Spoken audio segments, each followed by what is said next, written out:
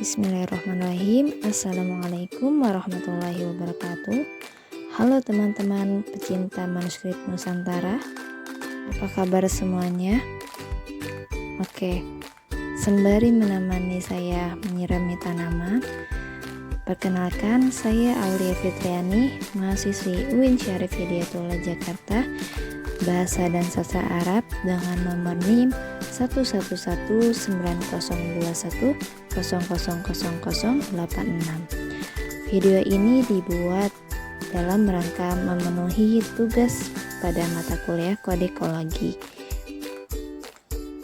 pada program studi Bahasa dan Sastra Arab Fakultas Adab dan Humaniora UIN Syarif Hidayatullah Jakarta yang diampu oleh dosen Bapak Muhammad Nida Fadlan M.Hum. Pada kesempatan kali ini saya akan membahas tentang kodikologi. Apakah itu kodikologi? Baiklah, mari kita simak ya teman-teman. Selamat menonton.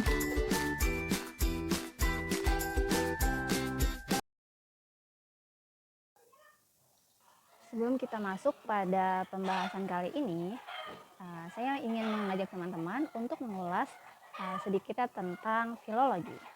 Karena kodikologi ini ada hubungannya dengan filologi, seperti yang telah saya bahas pada video tugas saya yang sebelumnya, yaitu tentang filologi. Filologi merupakan cabang ilmu yang objek utama kajiannya yaitu manuskrip. Ya, teman-teman sudah tahu apa itu yang termasuk manuskrip, yaitu manuskrip naskah kuno yang minimalnya sudah berusia 50 tahun. Tetapi telaah pada filologi hanya menyentuh pada teks dalam naskahnya saja. Nah, padahal selain naskah ada juga komponen penting yang bisa kita perhatikan, yaitu berupa alas naskah, sejarah naskah, asal-usul naskah, skriptorium naskah, dan kolofan atau aksara yang menyangkut informasi tentang kondisi fisik naskah tersebut. Ketika beragam informasi telah kita miliki, maka kita akan sangat mudah selanjutnya untuk menentukan arah kesimpulan yang dibuat dari asal-usul naskah tersebut yang kita teliti secara keseluruhan. Nah, cabang ilmu yang memfokuskan kajiannya pada fisik naskah yaitu kodikologi.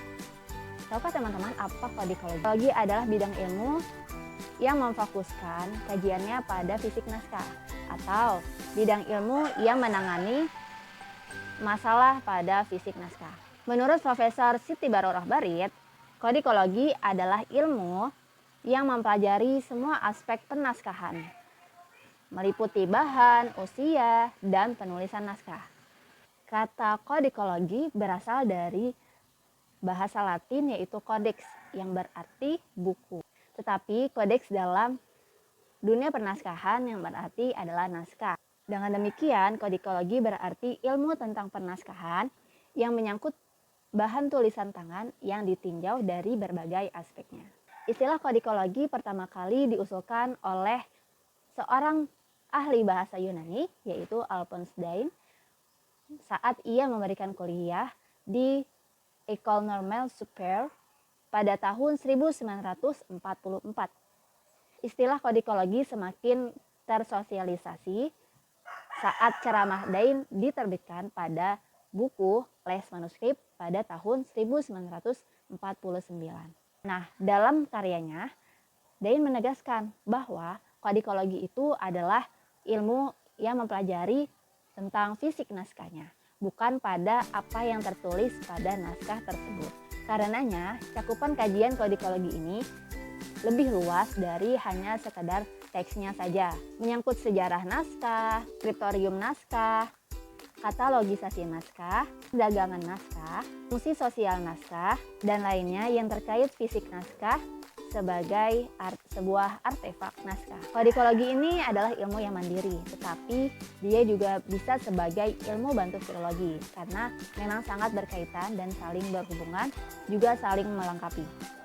Dalam dunia pernaskahan ada 3 bidang ilmu yang bisa kita pelajari untuk kita menelaah, meneliti, dan membedah suatu naskah, yaitu ada filologi, ada kodikologi, dan ada juga paleografi.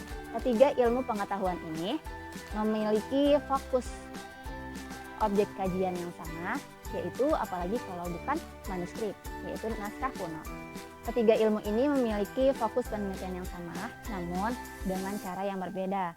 Jika filologi berfokus pada teksnya saja, kodikologi berfokus pada fisik naskahnya, dan paleografi berfokus pada aksara tulisannya. Jadi saling berkaitan erat satu sama lain. Jika kita melakukan penerapan ketiga ilmu ini secara bersamaan, maka kita akan menghasilkan pemahaman yang utuh terhadap naskah dan teks yang kita teliti. Mengapa kodikologi ini penting untuk kita pelajari? Sebagai seorang filolog atau sebagai seorang mahasiswa yang menempuh studi di program studi sastra, kiranya penting untuk mempelajari kodikologi ini. Apalagi dibarengi dengan ilmu filologi. Penting untuk kita mengetahui tradisi penulisan dan penyalinan naskah di berbagai koleksi, menyangkut aktivitas penyalin dan pengarangnya pada suatu manuskrip. Dan untuk mengetahui karakteristik dan sejarah pada suatu koleksi naskah yang menjadi bagian tak terpisahkan dari sejarah kebudayaan masyarakat setempat. Secara umum, kodikologi adalah kajian atas buku, terutama pada era setelah mesin cetak ditemukan. Kata kodeks digunakan untuk merujuk pada sebuah buku, tetapi secara khusus kodeks dalam konteks penaskahan adalah naskah kuno yang mengandung tulisan tangan yang berbentuk seperti buku atau yang sudah dijilid. Objek kajian kodikologi berfokus pada fisik naskah dan tidak terlalu berkaitan erat dengan isi kandungan teksnya. Untuk itulah kodikologi ini bisa juga disebut sebagai arkeologi naskah. Cakupan kajian kodikologi cukuplah luas sehingga memudahkan para peneliti kodikologi untuk melakukan penelitian secara mandiri tanpa harus melihat atau mengkaji ulang teks secara langsung. Apa saja sih ruang lingkup kodikologi ini?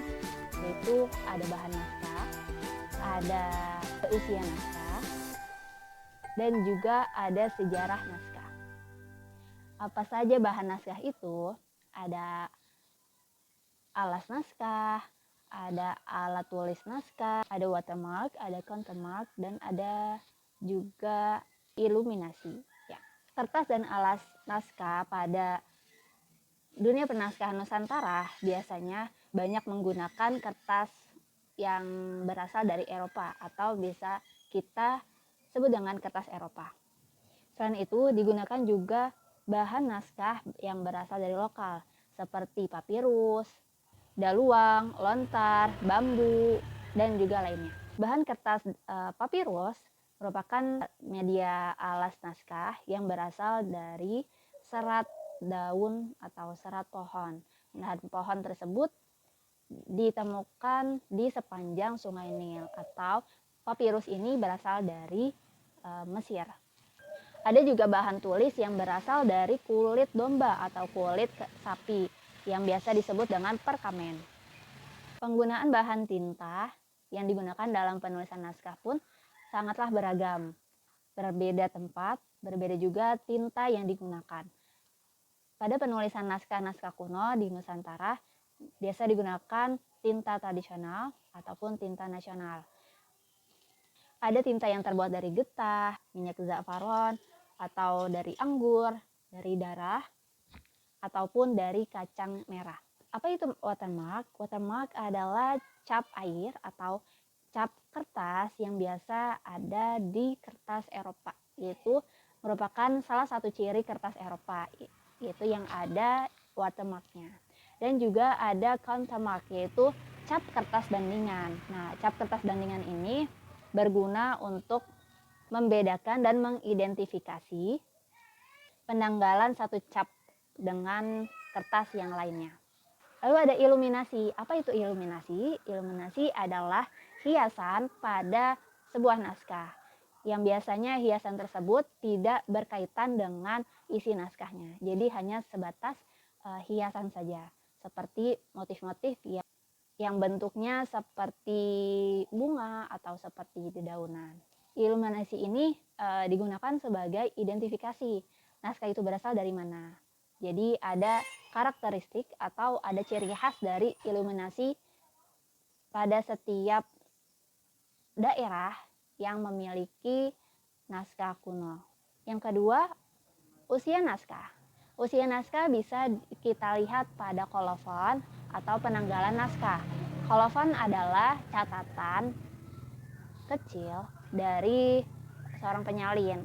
Biasanya kolofon itu memuat siapa pemilik naskah, penulis naskah, atau penyalin naskah. Tetapi jika pada kolofon itu tidak lengkap, maka kita tidak bisa mengetahui usia naskah tersebut ataupun siapa pemilik dan penulis naskah tersebut. Dan pada penanggalan naskah biasa digunakan yaitu tahun Hindu, tahun Islam, tahun Masehi, dan tahun Jawa. Yang ketiga ada sejarah naskah. Bagaimana kita mengetahui sejarah naskah? Kita bisa lihat dari skriptorium dan juga perdagangan naskah. Jadi kita meneliti skriptorium. Apa itu skriptorium? Skriptorium adalah tempat terjadinya produksi naskah atau tempat naskah tersebut ditulis. Jadi kita bisa mengetahui bagaimana sejarah latar belakang adanya penulisan naskah tersebut. Dan dari skriptorium ini kita dapat memahami bagaimana tradisi penulisan naskah dan juga tingkat intelektualitas pada masyarakat setempat pada saat masa penulisan naskah tersebut. Jadi bagaimana tingkat peradaban dan intelektualitas pada masyarakat pada masa silam, kita bisa melihat dari skriptorium naskah. Hasil naskah yang tingkat peradaban dan intelektualitas masyarakat yang tinggi pastinya akan menghasilkan naskah yang mumpuni dan ilmunya sangatlah bermanfaat untuk kita.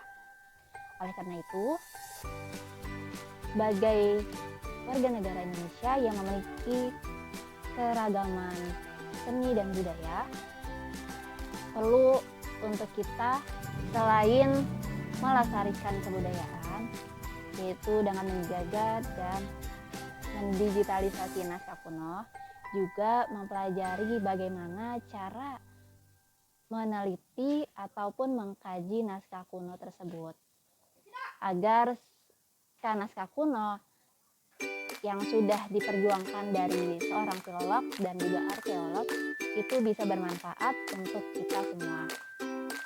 Sekian dari saya.